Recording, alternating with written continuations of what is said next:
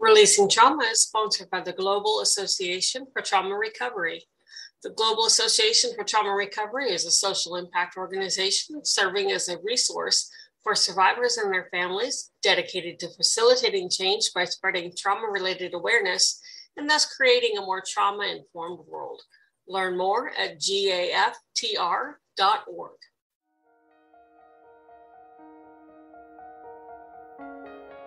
Welcome to Releasing Trauma, a Survivor's Podcast. I am your host, Tracy Osborne. I am a survivor of emotional bullying, rape, sexual assault, domestic abuse, and grief. After losing my husband in 2019, I set off on a new adventure to help other women release their trauma and create a life they can cherish. Each week, I will feature a guest expert or a survivor to share their stories, tips, wisdom, and more. The goal is so that you can take away even just the smallest nugget of information you can use in your life right now to make a change, and to remind you that you're not alone. There is life after trauma, and you can move from victim to thriver and create a life you can cherish.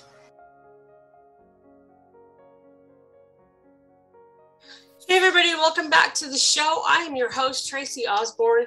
With me today is Diane Danvers Simmons, and she has got quite a story to tell us.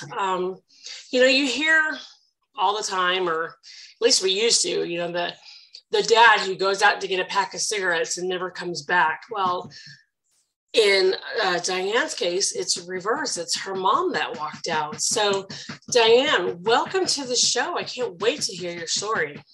Well, thank you very much. I really appreciate it. And I'm looking forward to our conversation. I know that probably sounds crazy. I can't wait to hear your story. I'm sorry that you went through it, but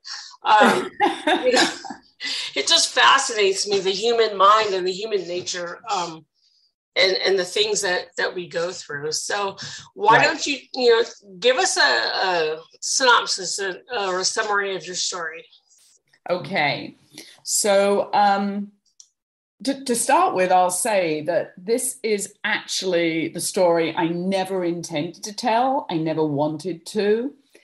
It's clearly, though, has become the story that I was meant to tell or destined to, however you want to look at it. But the story goes, as you say, we hear these stories of men walking out on their families, but rarely, and particularly in this is actually 70s, particularly at that time, of a mother, particularly a Catholic mother at the age of 60, walking out on her family. And the story goes very simply that a week after my 16th birthday, my mother cornered me in the kitchen. On Friday afternoon, I'd come home from school. I'd normally jump on the counter, sit up there for the mother-daughter banter over a cup of tea and a chocolate cupcake. And, it's intuitively, we are so attached to our parents that we know when something's up. So I knew something was up, but jumped on the counter, and within a few minutes, she tells me, I'm done, I'm leaving your father, and I'm going tomorrow. And of course, I was kind of stunned, but not, because she was always threatening to leave. She was a really larger-than-life character. I think if you've read part of the book yet, I refer to her as Little Hitler, because she was bossy, she was funny, but she had these mood swings. So I didn't really believe her. And when I got home from my Saturday job the next day, I walked into my house, silence. There is no, familiar sounds or smells wafting from the kitchen, as there was every day when I came home. And I walked around the house, searching for her, calling for her, walked upstairs into the bedroom, opened her closet, and sure enough, every personal belonging was gone. There was no note. There was no phone number left. But I realized at that moment, she'd obviously gone and done exactly what she said she was going to do and had left. Yeah. So I went next door, which is a house that she bought a couple of years beforehand and was actually, in her entrepreneurial business spirit, was renting out to 3 rather hot college guys. But she told me she'd left. But not only had she left, she hadn't told my father. So when I said to her, well, who's going to tell him? It was like, you are. And so you can imagine a 16-year-old, princess as I was at the time, because I'd never, taken care of the house or cooked, or I'd watched her, but, that was her role that she had decided she owned and she wanted to take on. But I think, it is, and the story goes on from there, obviously, but it's really understanding, and how I came to write the book is because I do a lot of keynote speaking for young women. I'm a female activist, and I have a podcast with my own daughter now, which actually came out of writing this book, because obviously I have changed that dynamic and that pattern and that behavior, because I vowed at a very young age never to do unto my own daughter and children what my mother had done to me, because it wasn't just the leave-in at such a critical age for a young girl, but it was the way she did it, and leaving the burden of explanation and carrying her pain in many respects and dealing with that with my father. So that was tough, but I look at the story, and I realized when I was giving these workshops how people would come to me because I would sometimes share a part of the story because it's comical. Your mother walks out when you're 16 and moves next door, start a whole new life with a bunch of hot college students. I mean, it's funny. Right. Sounds like a beginning of a movie. Actually, it started off being written as a movie.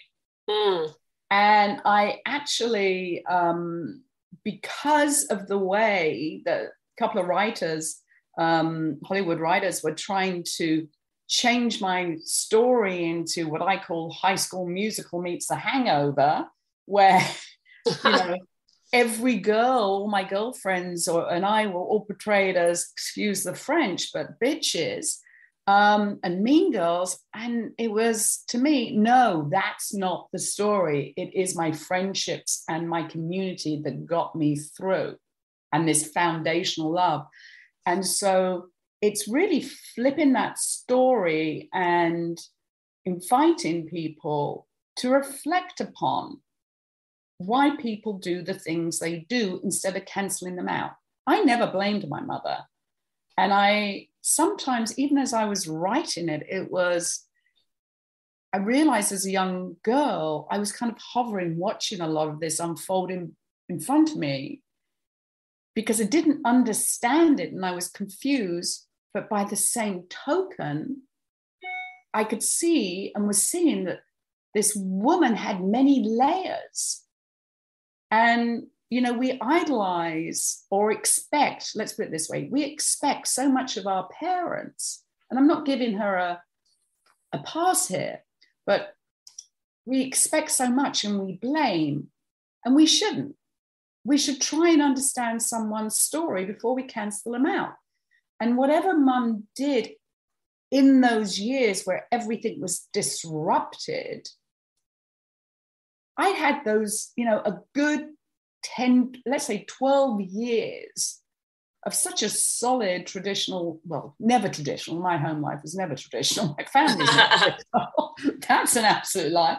But it's, I wrote the story because we need to see the layers of people and how these foundational relationships impact our lives and make us the women that we are today. I wouldn't have the resilience I do, and maybe have had the success in my life if I hadn't have had this tough, unapologetic woman as my mother.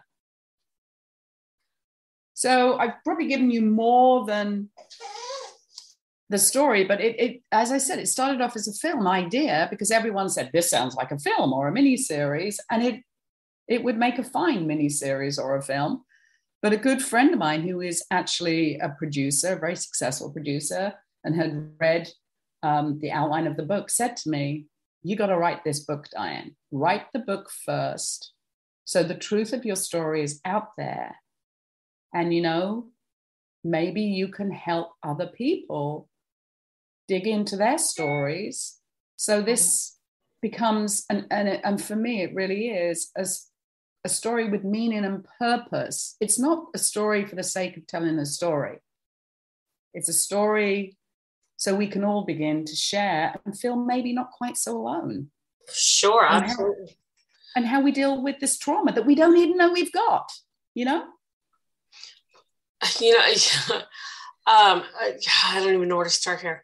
As a mom of 4 girls, I have had more than one occasion where I, just was at my wit's end, and it was like, I would love nothing more than to just pack a suitcase and disappear into the sunset.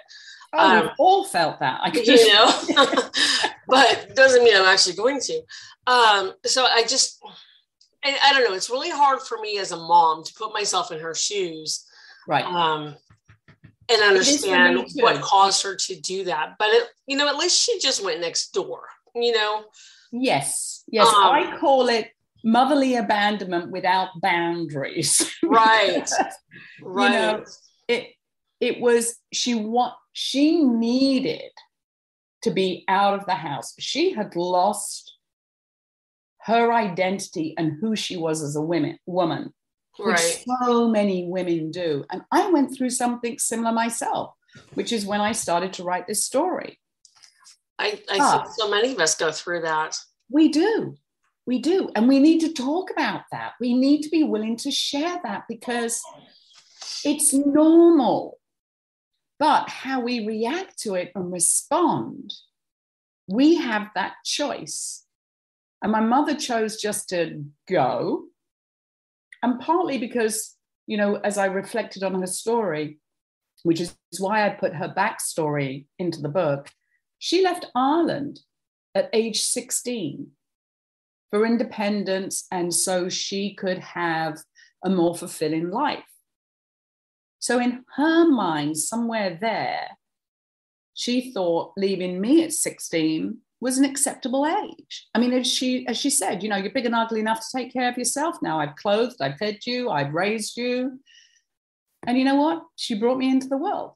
So there was this practical wisdom, but this selfish execution. Sure. I can describe it. And it was harsh. But I think I too, whenever I have, and I think it's, the lessons you learn, the lessons you take from these experiences, we have a choice. You can either choose to react and behave the same manner because you feel somehow that validates you, which it doesn't, it just hurts you. Or you can say, I know what that feels like, that pain, that betrayal in many respects, that abandonment, you transferred your life from our house to another house and you're taking care of a bunch of young guys now. And so it makes us feel insignificant or just... Sure. It just, you can imagine the emotions around that. I can. I mean, it's like, what do they have, that I don't? They're older than me. Why do they need taken care of? And I no longer do. Yeah. And I'm 16. And this, I part of me looks at it and, 16-year-olds, as I don't know if you have a 16-year-old, my daughter's now 28. So I've gone through that phase. My youngest is 17. So been there. Oh, okay. So you're going through the push-pull. Yeah. And that is so natural between mothers and daughters. Mm-hmm. And the push-pull is when we as mums have to rise up and say, okay, this is so hard and I'm going to have to bite my tongue, but I'm going to respect myself as a woman and as a mother, but I'm also going to be responsible and empathetic to my daughter and what she's going through right now. Right. But I'm not going to let her step all over me and insult me. But I've got to give her that space and I've got to be willing to listen. And so, I sometimes wonder if, besides needing to claim her life back, because she lost her independence when she married my father. She was a very independent, career-driven woman. And she was born way before her time, and so she had me when she was 45. So I kind of disrupted her life again.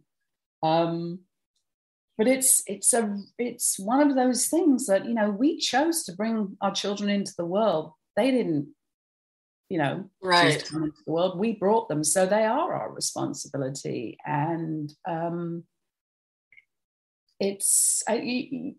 realized it's part of maybe the time, narcissistic personality that now I can attribute a lot of things to, but also it's part of, if I look at just my personal situation, my mother, the trauma that she'd endured through in her life. Mm-hmm.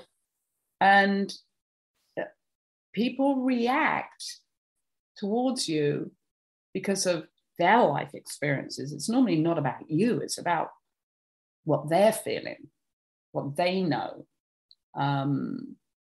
So I also say it really set me up to understand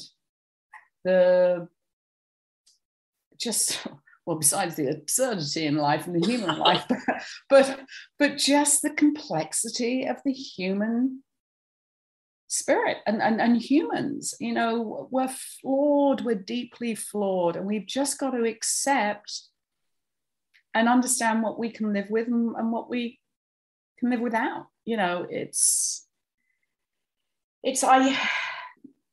I would never do, and I think we change. As I said, we have that choice to change the way we conduct ourselves and our relationships with our children. And I've chosen to have a really close, solid relationship with mine. Right. You broke that intergenerational curse, yes. So I'm thinking of your mom having you at 45, and I'm going, here I am at 49. I have my youngest is 17. They both graduate. My 17 and 18-year-old both graduate this year, and right. I'm at the point where I'm like, I'm free. Yes. I haven't. I've been a mom since I was 19. That's all I've done, and now it's my turn. And so I can kind of see where she's at 45, and all of a sudden, bam. Here's another one. You got another 18 years to go. And you got to remember you don't remember because you don't know the story. But she was recently divorced, and my dad was a widower, and they were dating. And so she's finally got her freedom, her independence in her late 40s. And in the early 60s, having a baby in your mid 40s was unheard of. Sure. So, I kind of put a spanner in her works. And I joke about, when I think back, she was pregnant with a child when she thought she could never have another child. She married, my father was 61 by the time I was born. They both had teenage children. And she, has me. So she's trying to put a family together. She has this baby, and she's starting to go through perimenopause. Yeah. I mean, that is a cocktail of hormone emotions. It's crazy. Yeah. I mean, the thought of getting pregnant at this age, I know. I'm like, no. No way. But not that it justifies her actions, but I'm just saying, I hearing that, I can kind of relate a little bit more. Right. And I do. And I think when you dive into a story and you try and understand this invincible but highly complicated personality, who I always refer to as this ultimate character, where she, had this incredible wisdom and wit, wicked sense of humor, but then this cruel side. But it was her life experiences that kind of threw her into this chaos. So I really can understand why by her 60s, and this marriage clearly wasn't working out, why she couldn't take it anymore. And the only thing she could do to survive was leave, because they'd never communicated and really understood what they both expected and wanted out of this relationship and this marriage. Right. Well, in the long run of things, like you said, you may not be where you are doing what you're doing now had it not been for this experience. But not to say that, there's a reason for it, or, this is the reason you were supposed to go through it, that kind of thing. But we turn our traumas into ways to help others. Yeah. And that's a very healing path for ourselves. Yes. I really believe that now. Yeah. And I think what it does is, I looked and just experienced those triggers as I went through my own life, when my own kids were at an age where it's my turn again. Because I had a really successful career. And then in my early 30s, I, got pregnant with Natalie, my daughter. Yeah. Which I was thrilled about and thought I was going to go back into my career. But I remember walking in, and I was a senior vice president of one of the biggest advertising agencies in the world. And first day I walk in and they say, "Well, how are you doing, Diane? Are you happy to be back at work?" And I burst into tears. And I'd been this, career woman that people didn't even think would have a baby. So, I stepped back. I did go back to work for a while on my own terms with my own flexible hours, and, put in my daughter first, and then my son came along, and I realized I can't do both. My husband and I can't both be off traveling the country. One of us needs to be here. And so I made that choice, and it was the right choice. And I was very involved in my children's lives. And I think it helped me grow. And again, it gave me humility, which I think we get a whole lot of humility having kids. Oh, yes. And, made me a better woman. But I was very sensitive all the way through about not repeating any of those patterns. So when I was at a crisis point myself, and, my husband didn't want me to start getting on, going back to a career or following certain dreams. And we had to work out a different way to handle it, and a way that the family structure changed, but the family stayed intact, and the children were still safe, felt safe, loved in their home, and both of us around.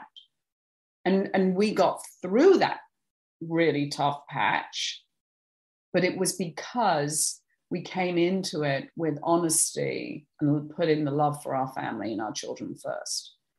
I'm not saying it was easy, right? But it really, that's when it hit me that I cannot do to my children what my mother did. I know how that feels. And, you know, and in some respects, I hid so much from my kids of how I was feeling or any pain I was feeling in my own marital kind of crisis, that my daughter was mad at me for, you know, well, why didn't you show me how you were feeling? And I said, because I didn't want to burden you with that, because I know what it's like to be burdened with that.